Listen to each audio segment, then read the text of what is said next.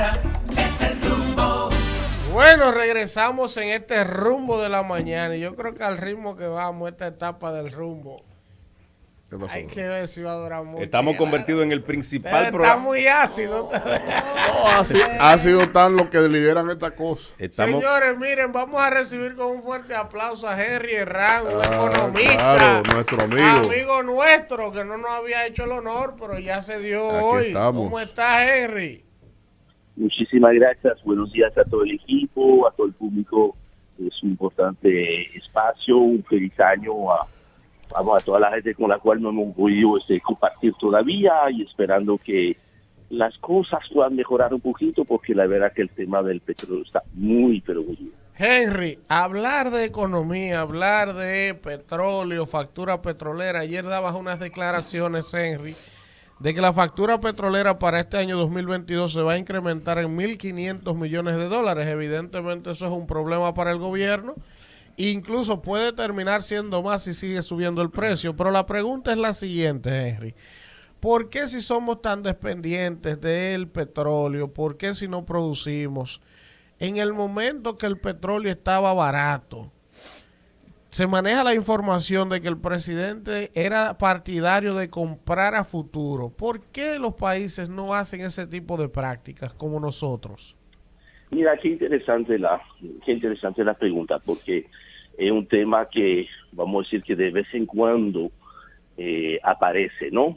Y la realidad es que la experiencia de los países globalmente nunca ha sido positiva, porque fíjate, mira, hoy tú te dices, mira, caramba, hubiésemos comprado a futuro para protegernos, como fue el caso en el caso del gas natural el año pasado, que efectivamente eso ayudó al país. Pero resulta que muchas veces cuando tú terminas haciendo ese tipo de contrato a futuro, ¿qué pasa? Que cuando entonces el precio va en la dirección incorrecta, que se pone a bajar, entonces eso te crea un problema adicional y entonces la misma gente que te dice, mira, ¿por qué no hicieron esto? Te hacen la misma pregunta al resto, pero ¿por qué hicieron eso? Porque compraron a futuro y ahora nos está costando más caro que el precio real del mercado. O sea que la verdad es que es cierto que uno pueda pensar que mira que por lo menos cierta cantidad se pudiese seguir protegiendo y esto, pero la verdad que la materia del petróleo es tan volátil. Recuerden, señores, en abril 2020, ¿verdad? El petróleo había caído a negativo $37. Sí. Negativo $37. Y hoy en día está cerca de $87. O sea que es una situación complicada. Y permítame corregir una percepción.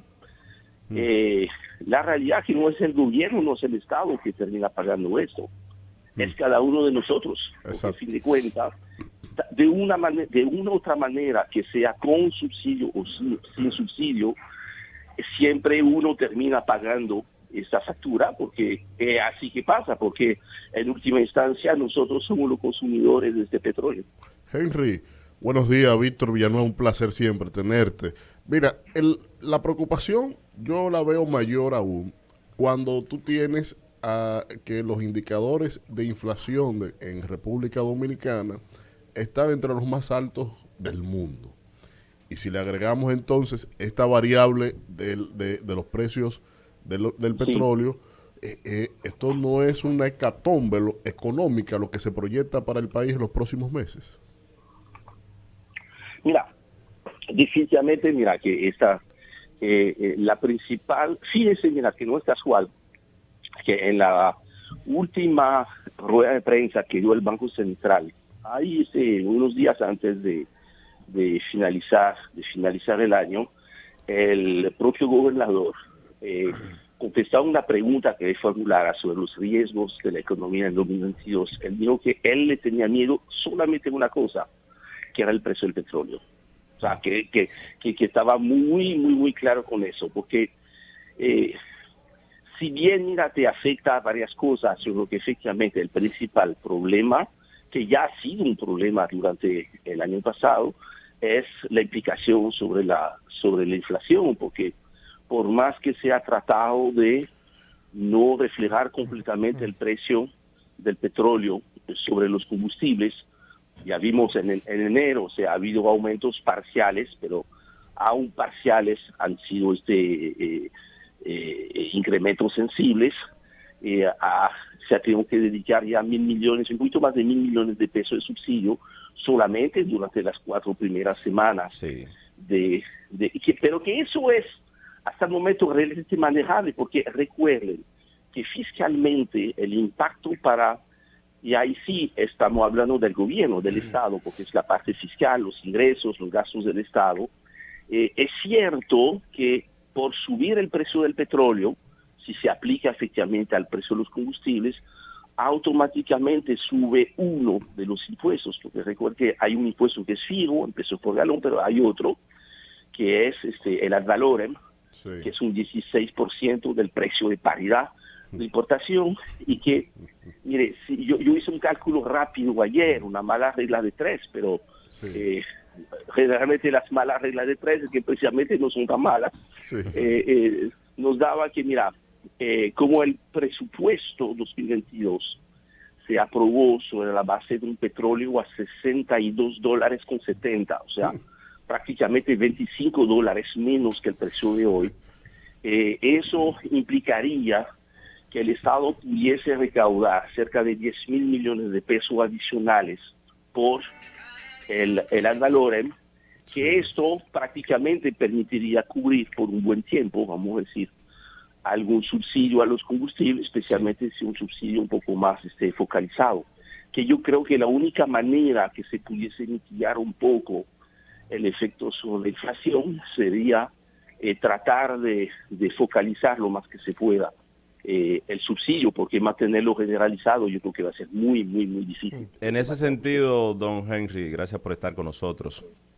Al destacar que en aproximadamente 3 o 4 semanas el Estado ha tenido que tomar de sus arcas aproximadamente $1.000 millones para subsidiar, para amortizar esa situación. De pesos. De pesos, efectivamente, sí. Muchas gracias. De pesos. ¿No es más cómodo para el Estado, en vez de tomarlo, buscar la forma para que llegue al público un poquito amortizado, bajarle los impuestos? Sí, bueno, eso es una forma de... Primero, mira, hay 2 opciones. Una opción sería efectivamente lo que tú dices, que como el presupuesto se aprobó sobre la base de $62.70, que equivale a un impuesto de tanto, que haya una regla que pudiera ser, pero para eso habrá que modificar, creo, la ley 112-00. No, porque hay algunos algunos impuestos que son mediante resoluciones del Ministerio de Interior de Industria y Comercio. O sea, no todos los impuestos. Sí, pero como ese es un ad valorem que fue aprobado por ley, yo creo que habría que bueno, pero de cualquier modo, sí, primero habría que tener la intención y la decisión política de decir, mire, como a mí se me aprobó un presupuesto con un nivel de tantos ingresos, sí, pues mira, yo voy a renunciar a ingresos adicionales por la subida del petróleo y ponerle entonces un techo a este impuesto ad valorem que sea lo que se aprobó en el presupuesto. Eso perfecto. Pudiese entonces mitigar un poquito. Ahora no es suficiente. Del otro lado, plantear efectivamente, mira, reducir los impuestos, que efectivamente ayudaría a reducir, ¿no?, el tema del incremento de los precios, sí, obviamente tiene un componente muy simpático. Ahora, desde un punto de vista del Estado, que necesita sus ingresos, recuerden que prácticamente 1 de cada 10 pesos que recauda el Estado es a través de los combustibles. Entonces, es una situación que es muy, muy complicada. Yo creo que ahí probablemente lo más correcto sería, porque también hay que mandar señales correctas. Si a mí tú me dices que los precios están subiendo y efectivamente están subiendo, yo voy a cambiar mi comportamiento, probablemente yo voy a consumir menos, yo voy a tratar de ajustarme un poco con lo que ha pasado con el tema del incremento de la tarifa eléctrica. Mucha gente ha buscado una forma de mejorar un poco su consumo para entonces compensar por el incremento de la tarifa. Pero de cualquier modo, yo creo que sí habría de, en base a esta situación y asumiendo que esta situación, en el mejor de los casos, se queda con los precios de hoy durante todo el año. Don Henry. Entonces, yo creo que habría que sí diseñar unos subsidios mucho más focalizados, dando prioridad al tema del transporte, el pasaje, y el tema del GLP para los hogares los que están recibiendo el bono gas. Yo Don creo Henry. que hay que pensar ampliar esos programas. Don Henry, buenos días. Manuel Cruz de este Buenos lado. días. Un gran placer siempre escucharle. Don Henry, mire, hace un momentito, antes de estar con usted, nosotros estábamos analizando este tema aquí, y yo decía, usted señalaba el caso de la caída que tuvo el petróleo, ¿verdad?, a unos 30 dólares y tanto. Yo, en febrero del año 2021, había hecho un análisis diciendo, ¿verdad?, que esos mercados, por el desplome que hubo, era natural que ese precio del barril de petróleo iba a subir. Pero además, cuando usted analizaba, ¿verdad?, a todos los analistas, inclusive el propio Goldman Sachs, un informe completo detalló, indicando que el barril de petróleo, presumiblemente, eso es lo que se esperaba, iba a estar rondando la barrera de los 100 dólares. Y entonces uno dice, ¿fue que el gobierno dominicano se quedó sentado esperando que eso pasara? ¿O qué hizo el gobierno? Porque nosotros no hemos visto ningún... Yo les digo esto, usted señala el caso, por ejemplo, de energía eléctrica. Sí, el dominicano puede mitigar el impacto de la subida de la energía eléctrica. Por ejemplo, si usted deja algún tipo de interruptor conectado o lo que fuera, usted puede empezar a tomar medidas, empezar a pagar los bombillos, usted de manera directa. Ahora, el dominicano no tiene la capacidad de mitigar a gran escala el tema del precio del petróleo, del impacto. Eso lo debe hacer el gobierno. Entonces, usted que está manejando el tema, me gustaría saber, que yo realmente no conozco ningún tipo de medida que el gobierno haya tomado a priori para hoy poder sostener esto que está pasando en el mundo entero.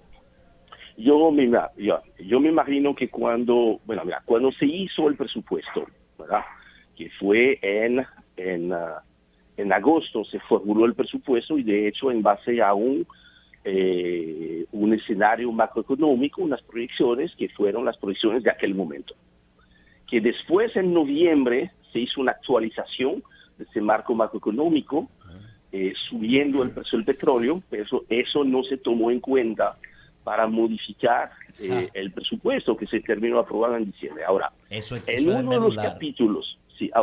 los capítulos del presupuesto hay un capítulo que habla de los riesgos, ¿no?, sobre la proyección, o sea, que se ha identificado una serie de riesgos, sus impactos, por lo que yo asumo, y así normalmente es, y por eso que se ponen esos capítulos, entonces, mira, ¿qué pasa si el petróleo llega a tal nivel? Bueno, eso me impacta en tanto, y entonces normalmente hay una serie de, vamos a decir, de medidas que están preparadas para accionarlas. Yo creo que como ya ha llegado el convencimiento por parte de las autoridades que esta situación del petróleo es duradera, que el tema de la inflación de manera general también se va a mantener lamentablemente sin perspectivas de que baje, por lo menos durante el primer semestre. Yo asumo que algunas medidas se van a anunciar, porque efectivamente no es posible dejarlas solamente así, porque si tú tienes que asumir que, fíjate, el petróleo se mantiene arriba de 85 dólares, entonces tú tienes que volver a plantear una serie de cosas, inclusive hasta tomar medidas como algunos países algunas veces se han tomado, que quizás, cambiar el horario de trabajo, quizás hacer que la semana laboral no sea de 5 días, sino de 4 días, ver cómo. Porque el tema es el transporte principalmente. Henry, por ahí el problema de los combustibles. Tú sabes, Henry, que sobre el tema de la inflación ahora, pasando un poquito a ese tema de la inflación, hay distintas teorías en materia económica de abordar y enfrentar o tratar de mitigar los daños de una inflación. Diferentes escuelas.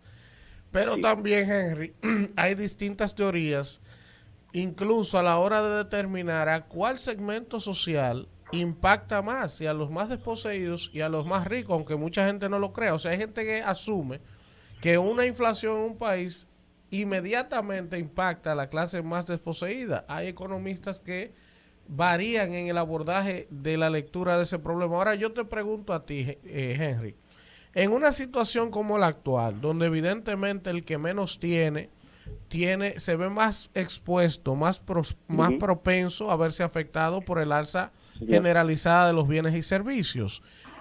¿Qué debe hacer el gobierno? O sea, está bien, hay una situación complicada en materia económica, se han disparado la factura petrolera, los productos, los commodities, la materia prima, los fletes. Es una situación difícil, pero lo es para el mundo entero. ¿Por qué la inflación impacta más en unos países que en otros, Henry? ¿Qué determina eso?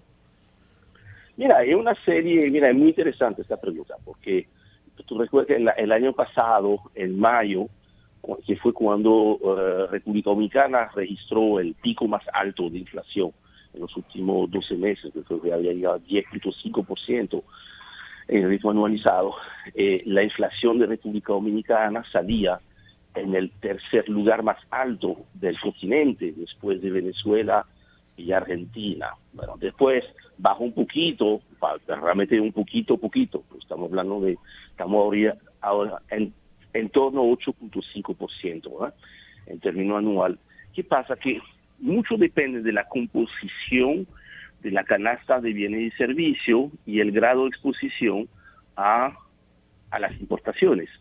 Porque este episodio de inflación tiene mucho que ver con el tema importado, la energía, los alimentos y el resto de las materias primas, las industriales. Entonces, en el caso de la República Dominicana, prácticamente el 70% de la inflación, de acuerdo a los datos del Banco Central, se debe a alimentos y combustibles. ¿Y qué pasa? Que por más que estemos, y por dicha que tenemos una producción local abundante, que eso nos ayudó mucho durante la crisis del COVID, hay una serie de rubros producidos localmente, como carne de pollo, huevos, carne de cerdo, que son elementos básicos, ¿verdad?, para la canasta familiar, que realmente son casi maquilas, en el sentido de que muchos de los insumos que necesitamos, desde alimentos, etcétera, para producir hay que traerlos, y son rubros, especialmente lo que ha sido cereales y aceites comestibles, según los datos de la FAO, que publica mensualmente los índices de precio a nivel mundial. Lamentablemente abrimos este año 2022 con niveles de precio que no se veían desde 2008, 2009, 2010, que fue la última vez que hubo una crisis, Henry, con el precio de los alimentos. Entonces, esa es una realidad que, en función de tu grado de exposición a las importaciones y del tema de los combustibles, entonces tú estás más afecto al tema de la inflación. Henry, ¿pudiéramos decir que actualmente la inflación tiene un componente político? Porque el alza de los precios de la canasta básica y de los combustibles no se corresponde tanto con el monto de la inflación. Entonces, ¿pudiéramos decir que tiene un componente político? Bueno, mira, yo voy a ver cómo te contesto, ¿no? Definitivamente, tarde o temprano, y más temprano que tarde, el tema de la inflación se convierte en un tema político. Por eso siempre para los gobiernos un tema de alta sensibilidad, porque, y recuerden en un pasado aquí en República Dominicana, ¿no?, quién te subió el pollo, se recuerdan, quién te subió los huevos, quién te subió la leche. O sea, es un tema de alta sensibilidad política, porque obviamente para una oposición es un terreno muy fértil, ¿no?, para poderse criticar cualquier decisión del gobierno. Esa es una realidad. Ahora, en el caso de los alimentos, que es lo que más ha estado subiendo, yo creo que ahí hay que ver varias cosas. Primero, efectivamente, en la medida en la cual siguen subiendo en el mercado internacional una serie de rubros, va a ser difícil que aquí no siga subiendo. Ahora, donde sí el Estado puede intervenir, como lo ha hecho en otros episodios de inflación, es de tratar de recortar, en el caso de los productos frescos, que son tan importantes para la canasta básica de los hogares más pobres. Hay que ver de qué medida acercamos la producción al consumidor final.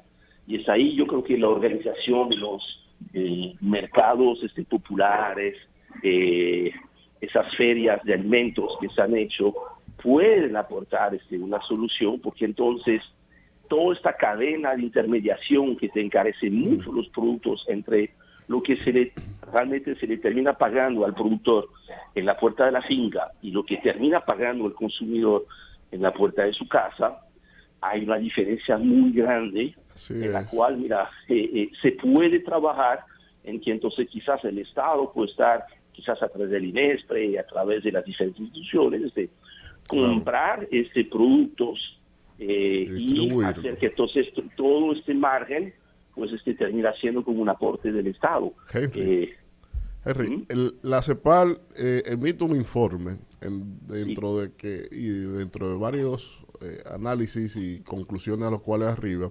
señala el tema de que en la región los gobiernos han disminuido drásticamente la inversión en programas sociales en medio de todos los efectos de inflación, de desempleo que ha planteado la pandemia del COVID-19.